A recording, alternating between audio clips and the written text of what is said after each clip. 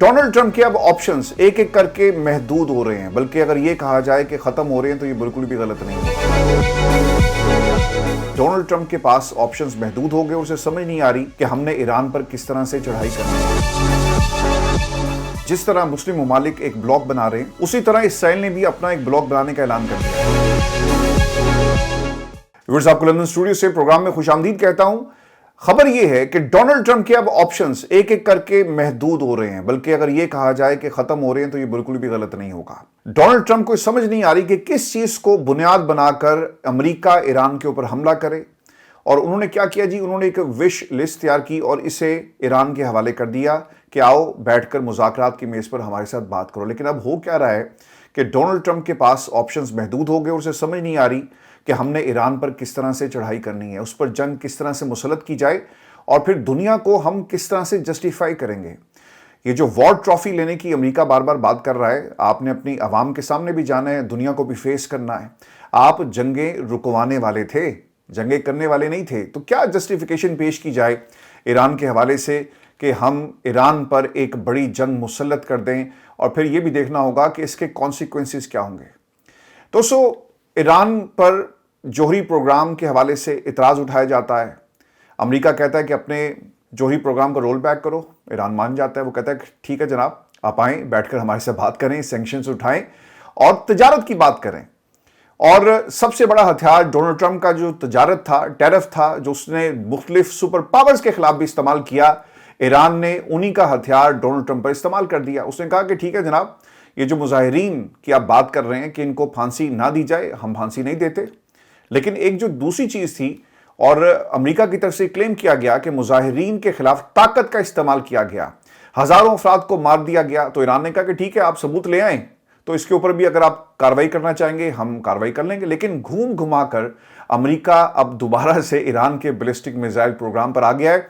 और दोस्तों, ये बैलिस्टिक मिसाइल अमेरिका को खटक रहा है क्योंकि पिछले 3-4 दिनों की डेवलपमेंट्स ये हैं। एक तो जी रूस से मदद आई है, 2500 के करीब क्रूज मिसाइल शिकन जो टेक्नोलॉजी इनके पास आ गई है। इसके साथ साथ जो सुपरसोनिक मिसाइल्स हैं जो इन्होंने चाइना से हासिल किए, ये भी इनके आर्सेनल में एक इजाफा हो गया। तो अब ये मिसाइल प्रोग्राम इनका खटक रहा है अमेरिका को। लेकिन दोस्तों, ये जो बैलिस्टिक मिसाइल प्रोग्राम है ना ईरान का, इसके ऊपर बात नहीं होगी और ईरान डट गया है। और अमेरिका को पता चल गया है कि ये ईरान की कमजोरी है और इस मिसाइल प्रोग्राम को वो एक इशू बनाएगा। और यही वजह है कि अपने स्टेट ऑफ द यूनियन खिताब में डोनाल्ड ट्रंप ने अमेरिकी अरकान कांग्रेस और हुकाम को कायल करने की कोशिश की कि ईरानी मिसाइल प्रोग्राम पर बात हम करेंगे, बल्कि उन्हें यह भी डराया कि ईरान ऐसे मिसाइल बना रहा है जो जल्द ही अमेरिका तक पहुंच जाएंगे। देखें, कोई ना कोई तो वजह होगी ना। जब आप इराक के ऊपर हमला करते हैं, आप कहते हैं कि वेपन्स ऑफ मैस डिस्ट्रक्शन वहां पर मौजूद है और हमने इराक के ऊपर हमला करना है। यही थ्योरी लेकर डोनाल्ड ट्रंप ईरान में जाना चाहते हैं ताकि अपनी कांग्रेस को, अपने लोगों को, अपनी आवाम को ये जस्टिफाई कर सकें और दुनिया को बताएं कि हमने एक बहुत बड़े दहशतगर्द मुल्क को रोक लिया है। दोस्तों, हम सुनना चाहते हैं कि ईरान न्यूक्लियर हथियार नहीं बनाएगा, ये कहना है डोनाल्ड ट्रंप का। स्टेट ऑफ द यूनियन खिताब में ईरान के मिसाइल प्रोग्राम पर शदीद तशवीश का इजहार करते हुए डोनाल्ड ट्रंप ने यह भी कहा कि ईरानी मिसाइल यूरोपीय ममालिक और खित्ते में मौजूद अमरीकी अड्डों के लिए एक खतरा बन चुके हैं। देखिए, जब आप उनके घर में घुस के बहरी भेड़ों के जरिए उन्हें धमकी लगाएंगे तो जितना मर्जी भी माड़ा कोई मुल्क होगा या कोई भी शख्स होना, तो वो पलट कर वार जरूर करता है। और ये हम बात कर रहे हैं ईरान की, जैसे 40 बरसों में अपने बैलिस्टिक मिसाइल प्रोग्राम को डेवलप किया। ओवर द ईयर्स एक एवोल्यूशन से सर ये गुजरा है और उन्हें मालूम था और वो पिछले 40 बरसों से इस दिन का इंतजार कर रहा था कि जब दुनिया की दो ऐसी ताकतें मिलकर उस पर हमला करेंगी तो उसके लिए हम पहले दिन से तैयार हों। तो 40 बरसों की रियाजत है और आज ये तैयार बैठे हैं, इसलिए ये बैलिस्टिक मिसाइल प्रोग्राम जो है वो अमेरिका को खटक रहा है। अगर आपने फौजी अड्डों को जो आपने दूसरे ममालिक में और खासतौर पर मुस्लिम ममालिक में जाकर बनाए, वहाँ से ईरान के खिलाफ इस्तेमाल करेंगे तो ये तो नहीं हो सकता ना कि ईरान उसका कोई जवाब ना दे। तो इस तनाजुर में अब बैलिस्टिक मिसाइल को ये बुनियाद बनाकर ईरान के ऊपर हमला करने के हवाले से एक प्लानिंग कर रहे हैं। जोहरी तनसीबात को तबाह करने के बाद ईरान को वाज़ेह तौर पर खबरदार किया था कि वो दोबारा जोहरी हथियार हासिल करने की कोशिश ना करे। अमेरिकी सदर ये भी कहते हैं कि ईरान दुनिया में दहशतगर्दी का सबसे बड़ा स्पॉन्सर है, इसे एटमी हथियार हासिल नहीं करने दूंगा। जो सबसे बड़ा आपका बगल बच्चा है वो इसराइल, सबसे बड़ा स्पॉन्सर दहशतगर्दी का और दहशतगर्द कोई मुल्क है वो इसराइल। इसराइल ने पिछले कई दहाइयों से जो दहशतगर्दी फ़लस्तीन के अंदर की, शायद अमेरिका को ये नज़र नहीं आती। एक आर्सेनल اور جو ان کے جنرل وہاں کے جو سپہ سالار ہیں اور وہاں کی جو پینٹاگون کی شخصیات ہیں وہ ڈونلڈ ٹرمپ کو یہ بتا رہی ہیں کہ بھائی ہم نے اسرائیل کی بہت ساری مدد کی ہے، ہم نے اس کے ساتھ ساتھ یوکرین کے اندر بہت سارا اپنا آرسنل جو ہے وہ جھونک دیا، اپنا ڈیفنس سسٹم وہاں پہ اس وقت اس کو ہم نے انسٹال کیا. تو ہمیں سوچ کر جانا چاہیے کہ ہم ایران کے ساتھ جنگ کر سکتے ہیں یا نہیں کر سکتے. دیکھیں یہ ایک بہت بڑی دلیل ہے کہ آپ کس طرح سے دہشت گردی کو سپانسر کرتے ہیں. آپ نے یہ بورڈ آف پیس بنتے ہوئے دیکھا اور پاکستان بھی اب اس کا حصہ ہے انفارچونیٹلی. پرابلم سر یہاں پہ یہ ہے کہ جب سے یہ بورڈ آف پیس بنا اور اس سے پہلے جو جنگ بندی کا معاہدہ کیا گیا اس دن سے لے کر آج تک ہزاروں فلسطینی شہید ہو رہے ہیں اور کسی نے کچھ نہیں اس حوالے سے کیا. وہ یہ کہتے ہیں کہ جناب یہ جو بچے مر رہے ہیں تو یہ کولیٹرل ڈیمیج ہے، یہ حماس کو ہم ٹارگٹ کر رہے تھے لیکن انفارچونیٹلی بدقسمتی سے سب کچھ ہوا. ہمارا ان علاقوں میں بچوں کو ٹارگٹ کرنے کا کوئی ارادہ نہیں تھا. لیکن دوستو اب امریکہ ایک بڑی تیاری کر رہا ہے اور وہ ایک بہانے کی تلاش میں کہ کس طرح سے ایران کے اوپر حملہ کیا جائے. اور دوستو ڈونلڈ ٹرمپ نے ایک دفعہ نہیں بار بار یہ جملہ دہرایا کہ ہم سننا چاہتے ہیں کہ ایران نیوکلیئر ہتھیار نہیں بنائے گا، ہم امن بزور طاقت پر یقین رکھتے ہیں. ڈونلڈ ٹرمپ مزید یہ کہتے ہیں کہ ایران کا مسئلہ سفارتکاری کے ذریعے حل کرنا ہماری ترجیح ہے اور اس حوالے سے ڈیل کی کوششیں ہم تیز کر رہے ہیں. ایرانی رجیم اور اس کی پراکسیز نے دنیا میں صرف دہشت گردی اور نفرت پھیلائی. میں نے اپنے پہلے دور میں ہزاروں امریکی فوجیوں اور لاکھوں لوگوں کو مارنے والے قاسم سلیمانی کو نشانہ بنایا. انہوں نے ایرانی حکومت پر یہ الزام بھی عائد کیا کہ اس نے ہزاروں مظاہرین کو قتل کیا، جبکہ امریکہ نے ایران میں مظاہرین کی پھانسیوں کو رکوانے میں انتہائی اہم کردار ادا کیا. انہوں نے کہا تھا کہ آپ ویٹ کریں، ہم آ رہے ہیں اور آپ نے گھبرانا نہیں ہے اور بہت جلدی مدد آپ کو پہنچ رہی ہے. اپنی حکومت کے خلاف اس احتجاج کو جاری رکھا جائے. یہ امریکہ کا پرانا طریقہ کار ہے، یعنی آپ کوئی الزام لگائیں گے اور اس کے بعد کسی بھی ملک کے اوپر حملہ کر دیا جاتا ہے. ایران امریکہ کے اس طریقہ واردات کو سمجھ چکا ہے. امریکہ یہ طریقہ عراق میں، افغانستان میں، لیبیا پر حملے اور چڑھائی کے وقت بھی اختیار کر چکا. عراق کے آپ کو یاد ہوگا ویپنز آف میس ڈسٹرکشن کا دھوکہ پوری دنیا نے دیکھا اور ٹونی بلیئر صاحب کو اپنی قوم سے معافی مانگنی پڑی.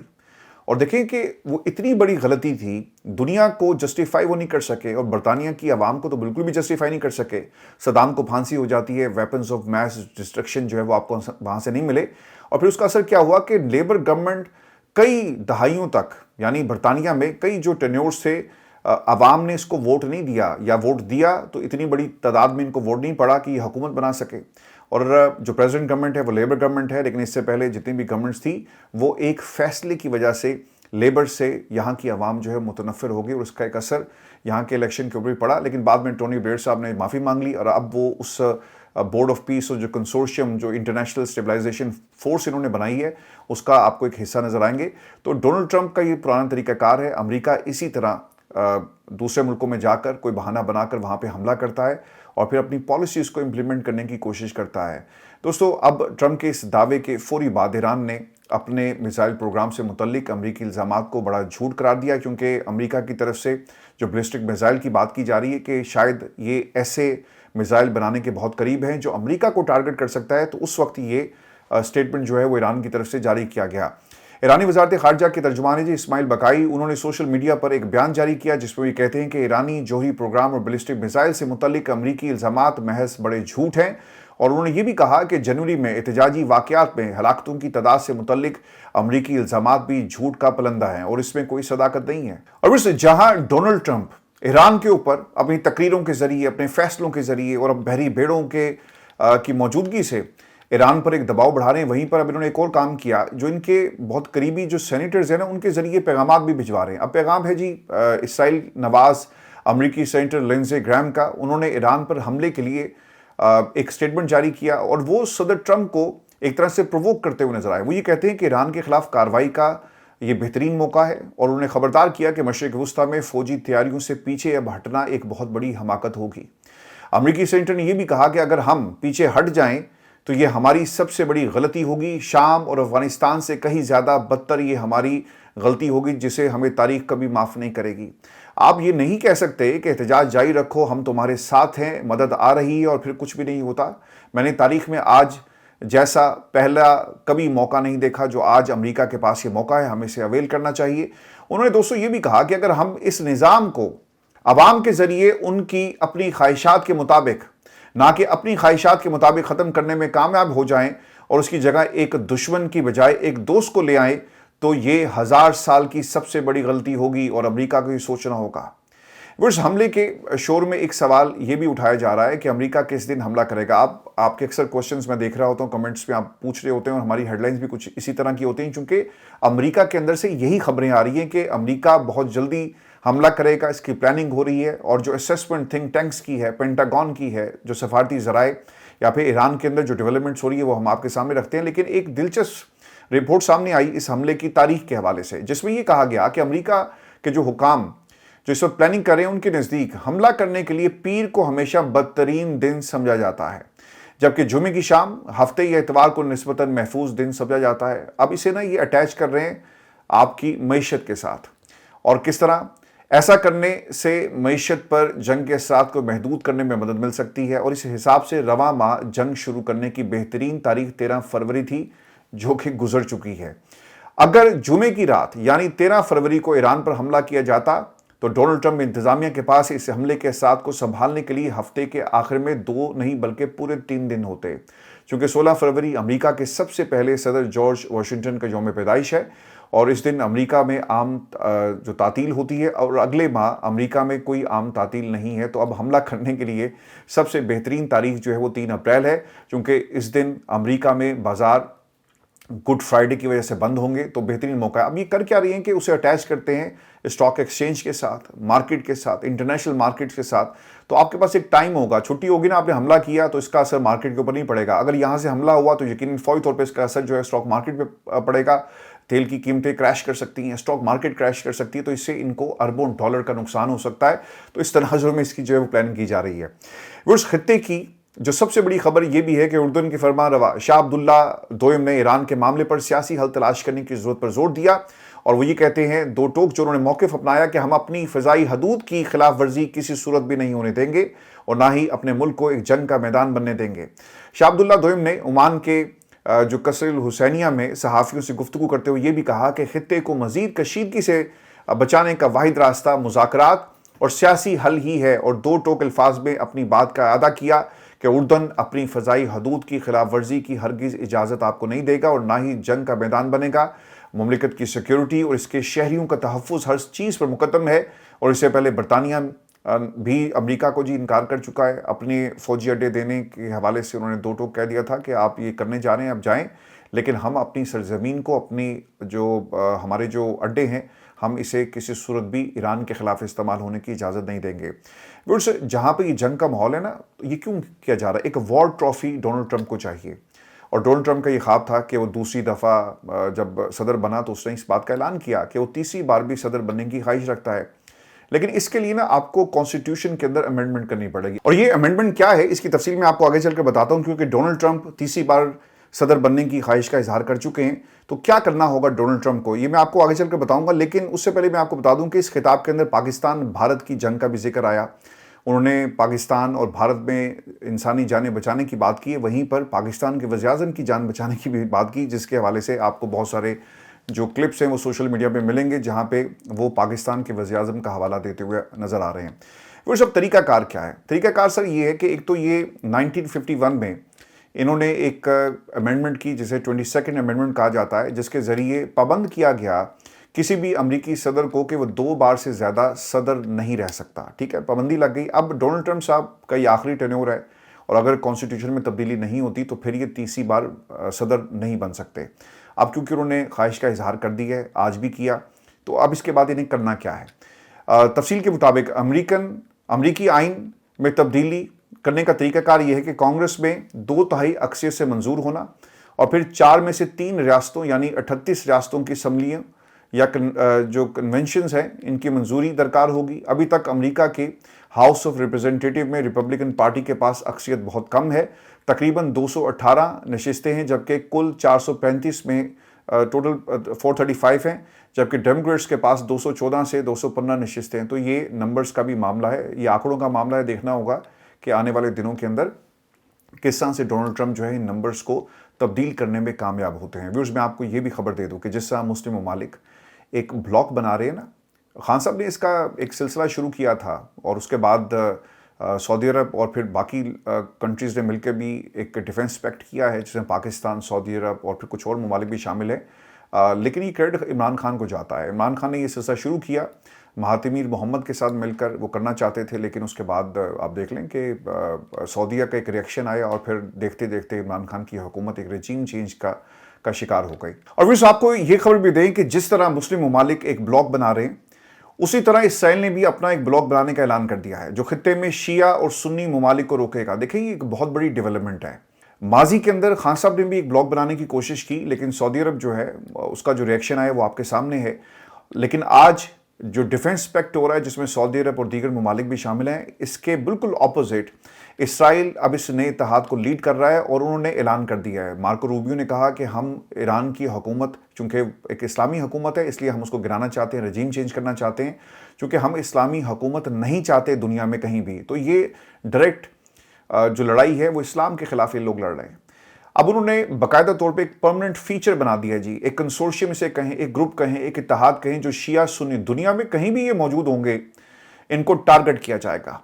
और इसका नाम जिन्होंने रखा है हेक्सागॉन, और सबसे पहली दावत उन्होंने भारतीय वज़ीर-ए-आज़म नरेंद्र मोदी को दी है। आप देख लें कि आज मैं एक वीडियो देख रहा था जिसमें एक मुसलमान नमाज पढ़ रहा है, क्योंकि वो किसी हिंदू की ज़मीन थी, तो उसे नमाज पढ़ते हुए को उन्होंने मारना शुरू कर दिया। तो भारत के अंदर मुसलमानों के साथ जो कुछ सलूक हो रहा है वो पूरी दुनिया जानती है। गुजरात में जो कुछ हुआ वो भी दुनिया के सामने है। लेकिन इसराइल को ये सूट करता है कि एक ऐसा शख्स जो मुसलमानों के खिलाफ इक़दामात उठाता है, पॉलिसीज़ बनाता है, और उसके मुल्क के अंदर मुसलमान जो हैं उन्हें वो मकाम नहीं मिल रहा जो किसी मुस्लिम मुल्क में होना चाहिए, तो क्यों ना उसको पार्टनर इन क्राइम बना लिया जाए।